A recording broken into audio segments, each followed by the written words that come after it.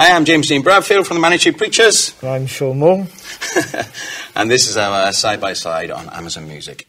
I mean, when we did People Give In, I think it was around about the mid-period of writing for the record. I think Nicky gave me the lyric, and I was just shocked at how touchy-feely it was.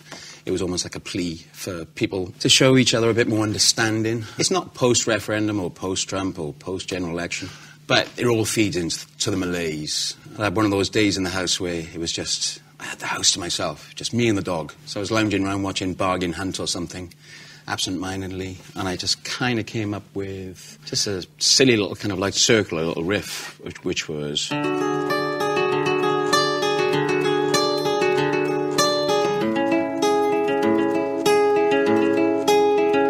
That's it, People Give In.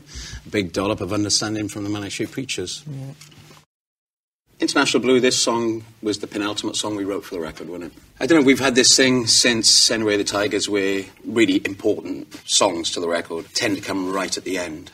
This song just felt like it could have been on Generation Terrorists. I think there was a bit of a touchstone of something like She Sells Sanctuary because it's so straight. I was talking to Steve Brown, who produced She Sells Sanctuary and Generation Terrorists the other day, and I asked him, I said, what was the drum track on She Sells Sanctuary? And he said, everybody thinks it's drum machine, but it's just somebody trying to drum like a drum machine. And some people might turn their nose up at that, but it's really cool when a drummer is so strict, it gives you a shine and a presence, which lends the track a whole authority. It's us trying to translate the idea of a Highway 66 kind of driving song to a European setting.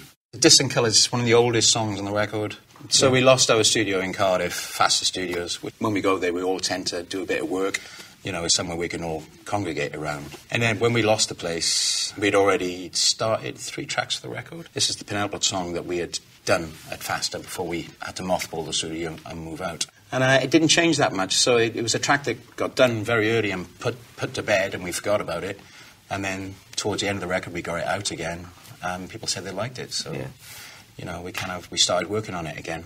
The lyric came out of perhaps just confusion and emotional detachment from politics. I suppose the lyric just says that as you get older, everything becomes a distant colour. Things become less certain. It's track 4, Vivian. Nick has written outside of himself, whether it be Dylan and Caitlin or whether it be International Blue. He's been writing about things outside of himself which inspire him. And this is another one of those lyrics. It's about Vivian Mayer, the photographer. She didn't have much of a personal life, but she just took photographs all the time. And somebody discovered these hundreds and thousands of negatives in a clearance sale in New York. And he just discovered that she was probably one of the best casual journalistic photographers that had ever lived, but never been recognised. Yeah. But Nick has written about a lot of stuff which is just inspiring him lyrically. So that's just basically what this song is about. So this is track 5, Dylan and Caitlin. This was another song that there was a demo from Faster. I love the lyric when Nick gave it to me because it's about a co-abusive relationship, between Dylan Thomas and Caitlin, his partner. It's about the fact that some people need that high-octane drama to actually survive. They fed off the drama that they created. Some people just seek that very dramatic place in their lives, in their relationship. So that's what Dylan and Caitlin is about. Liverpool Revisited. Again, another lyric that Nick has written about events that really inspired him. It's about justice for the victims of Hillsborough campaign. That campaign fought the entire British establishment to get to the truth, and they never gave up. And they finally got there with their ruling. And when the ruling came out of the High Court, we were just about to do a gig at the Liverpool Echo Arena. And Nick had a day down, at the waterfront where he'd just taken lots of Polaroids and written some poetry, as he does. Nick wrote this song in its entirety, and he played the guitar solo on it as well. I think I'd gone home for tea time with the family, and by the time I got back, he'd done a guitar solo, which is a bit cheeky. The Sequels of Forgotten Wars starts the second side of the vinyl. We had a sense that we needed a song that was just driving along a bit more at this point because we didn't have International Blue at this point. No. And it's a bit more pointed and a bit more angry at the way real-life events are dramatised for the news. Opinion-led news where they just have 2 talking heads going at each other, and at the end of it, you haven't gone clear what anybody has said. So that's what Sequels of Forgotten Wars is about. Hold Me Like a Heaven. This was the last song written for the album. We were so close to finishing the record, but we kind of just all knew that we were one song short, a really vital song. And, I'd nagged Nick for one more lyric, and he'd said, this is the last lyric. I can't dredge my soul any more than this for a while now. And he'd given us the lyric, and it was beautiful, it was tender, it was empathetic.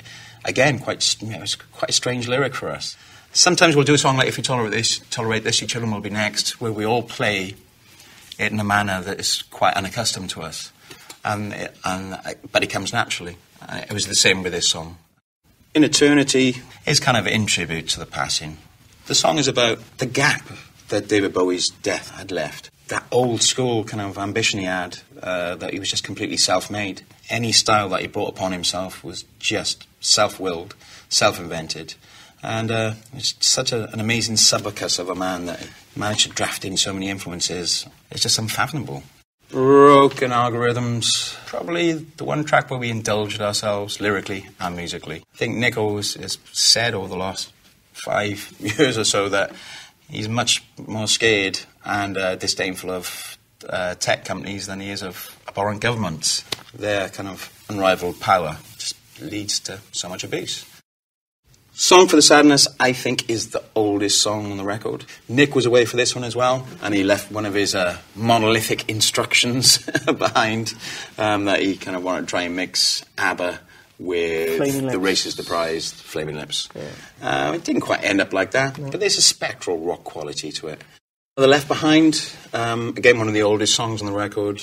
It's this picture of the Welsh poet R.S. Thomas coming out of his kitchen with a stable door, and he's just got this look in his face like, go away, don't take a photograph of me. That's kind of Nick's intent with this lyric. The Ogre of Wales, kind of like just saying, oh, well, just leave me alone then. If things are going to get this messy, just leave me alone. Thank you for listening to all our memories from the recording of our record, our album, our long player on Amazon Music. Have a good one, stay beautiful.